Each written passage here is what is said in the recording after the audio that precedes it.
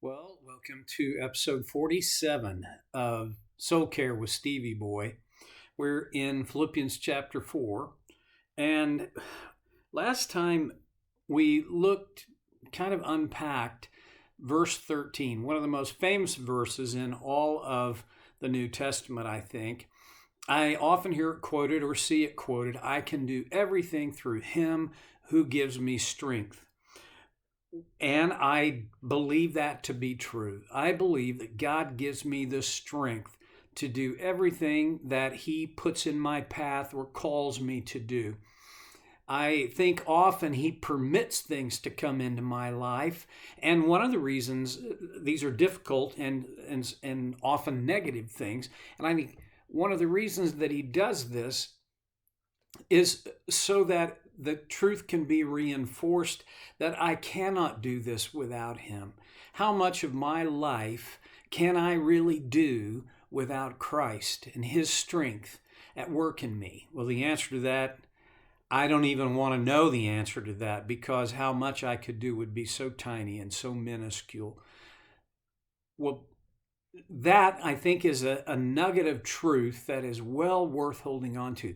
But in the context of what Paul has been talking about, I don't think he's just talking about everything. I think he's specifically talking about what he wrote just a few sentences before that, where he said, I know how to be content, whether in plenty or in need, whether hungry or whether with all that I could want. And then he said, I have learned the secret of being content, whether well-fed, whether well-fed or hungry, whether living in plenty or in want. And then he says, I can do all this through him who gives me strength. Specifically, I can do this contentment thing, one of the most difficult challenges in all of life for us who live in America, to learn to be content with what God gives us. And whether that's a lot or whether that's not a lot, learning to be content. And the secret, Paul says, is the only way you can do this is through Christ, who gives you the strength to do this. This is a difficult concept, but it is a liberating concept. As a matter of fact, just recently spoke with a friend who is going through a really emotionally and even spiritually a rough spot, and not because of things he has done poorly, but because of the decisions of other people. And these decisions I deem as immature, bad leadership decisions. But to learn how to receive from God His grace and His strength to be able to deal with things that I didn't ask for, I didn't choose. You see, Paul didn't ask to be in seasons of want and seasons of need. I think just like you and I, he probably would most have voted, if he got a vote, to have plenty. And yet he knew this is not always our choice. God permits and He causes.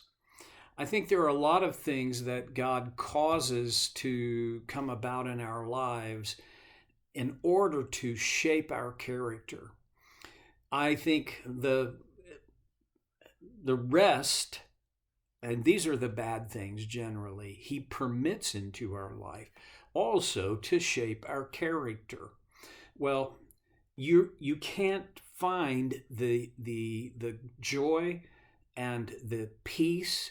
You cannot find the depth of real life in Christ without learning how to be content.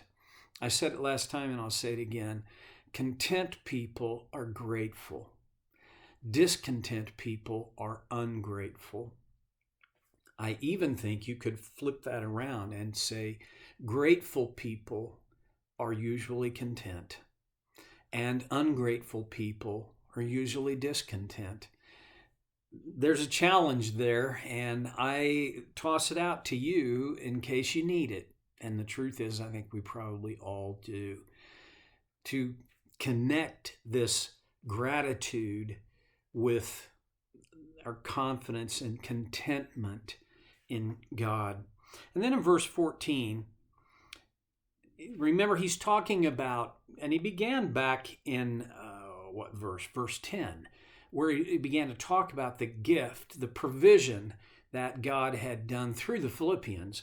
And he said in verse 14, yet it was good for you to share. And he doesn't say your money or your wealth or your encouragement. He says it was good of you to share in my troubles. Huh. Have you ever had someone come into your life and share in your troubles?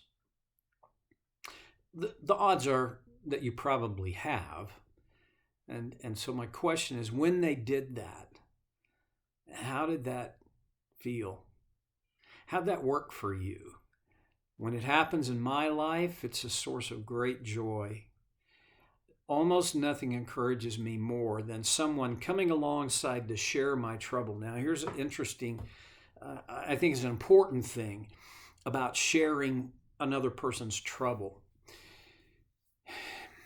We live in a culture that generally wants to be able to explain so as to fix. And if we could fix it without explanation, we'd rather have that.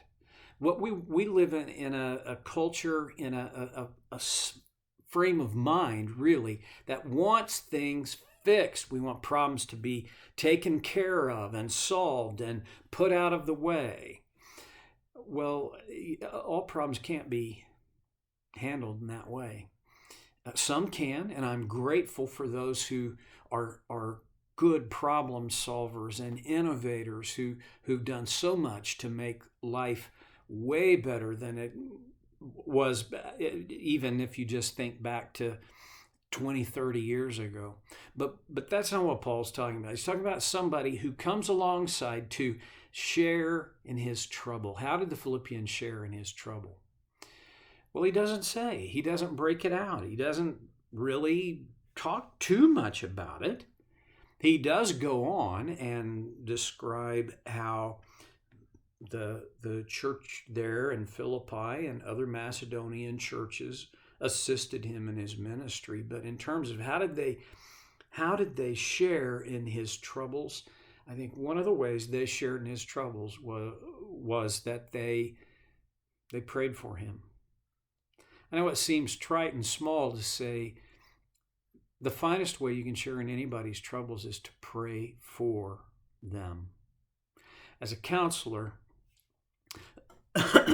excuse me, I know that I'm always tempted to try and dig into the psychological aspects and pull the problems apart and look deeply into a person's history and do what I can to guide them toward a better life, solving their issues and learning how to cope with the things that can't be solved. And I think all that's good, but I can never lose track of this.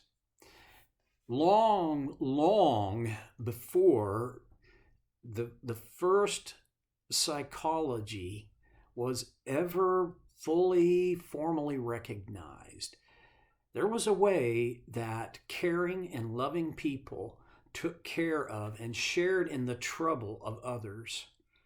It has very little to do with psychology. It was prayer. Think back when my mom and dad were young, and an individual or a couple had a serious problem, they would go to their preacher, right? And the preacher might give them some advice, but the best preachers knew it's not just about advice. Just hand out a book. And back then they didn't have even cassette tapes. They sure didn't have blogs, and they way didn't have video streaming. You know what the best preachers did when people came to them with trouble. They prayed with them, and they prayed for them. I have people in my life who have committed to me that they will pray for me daily. One is a guy named Wayne. And if you met Wayne,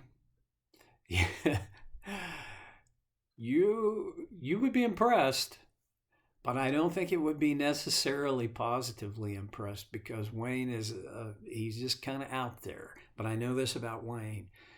He prays for me. He prays for me and my wife and what we're doing 3 times a day. Wayne is poor. He just barely makes it from month to month. He has no money to spare, and I would never ask him to consider donating money to help me. That'd be unconscionable. But I know every day of his life for the last 4 years, and I'm pretty sure until his life is over, he'll be praying for Debbie and I 3 times a day. You need people in your life who share in your trouble. Nobody can take my trouble from me. I don't think they can. I mean, there are some forms of trouble that if somebody just, leave a sack full of $100 bills on my porch, that might help a lot. I get that, but that's, a lot of the trouble that we have in life, it's not about finding more money to make it go away. When someone wants to share in my trouble, the most meaningful thing they can do is to pray for me. And if we're in one another's presence, for them to pray with me. There's something powerful about that. I want to challenge you today to share in someone's trouble by praying for them. And if you can, by praying with them. We don't know what that looked like for the Philippian church, but I have this strong sense that they shared in his trouble by praying for him. We're coming now to the close of this letter, and yet there's lots more to dive into. And we're not yet even at 13 minutes. Can you imagine? And I'm getting ready to land the plane. I've already issued a challenge that you make it an intention of yours to share in the sorrow, to share in the trouble of someone else, not by giving them advice, not by trying to fix their problem, but by praying for them. And not just every once in a while when you get a wild hair, but intentionally, daily. If you're like me, you need to keep a journal. And I pray through that journal every day. I do what I can to share the sorrows, to share the trouble of others. And I challenge you with Paul's words and the example of the Philippians, that you share in somebody's trouble. Well, that's all I've got for today. I'm so grateful that you tuned in, and I hope you'll join me again next time for Soul Care with Stevie Boy.